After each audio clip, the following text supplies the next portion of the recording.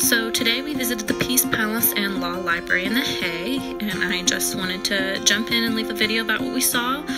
We weren't actually allowed to take any pictures from the inside, only the outside, so it was a little bit of a damper. Any inside photos that I have on this video are stock photos that I grabbed from the internet.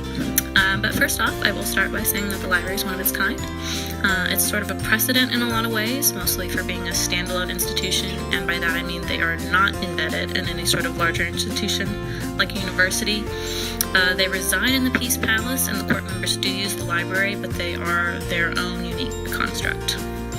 The Peace Palace itself is part of an international court that was built after the Hague Peace Conferences that took place in 1899 and 1907. Andrew Carnegie sponsored the palace, and after a competition of 216 contributions, the French architect, if I don't ruin his name, Louis Cordonnier, was awarded the prize. The original design was a lot more exuberant. It had a lot of imported marble and 4 towers. Current one only has 2, but they were worried the salt air coming off the ocean was going to erode at the marble, so the design was simplified. The great and small towers mark the 2 most important courtrooms in the palace, and the key was finally presented to the Permanent Court of Arbitration in August of 1913. I mentioned earlier we weren't allowed to take pictures inside, but I will talk a little bit about what we saw. The entrance houses a great marble staircase. It's a miniature version of the steps to the Paris Opera House.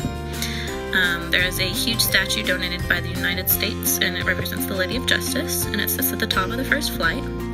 And around the corridors, there are several busts of important members of the peace movement or important members of the palace itself, like Andrew Carnegie. We specifically went to see the law library. It was super interesting. There's a small area that's sort of more extravagant classical that it contains a few of the open stacks, and it's got a few historical artifacts and photos encased in glass for display. The bulk of the library, however, I think it was built in 2007. It's a very modern design.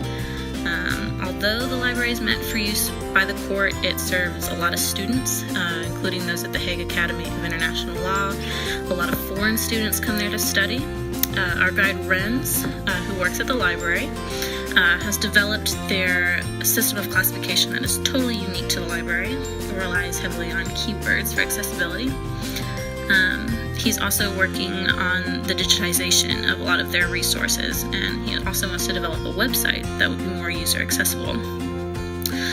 He's also investigating user and community demand, so obviously they're getting cuts to funding, as are a lot of libraries, so they're taking a new focus that's demand driven. They want to ask the community, what is it that you want from us? They don't want to just hold a bunch of collections that are just in case, or we need to hold on to this. They really want to be more demand driven in their collection development.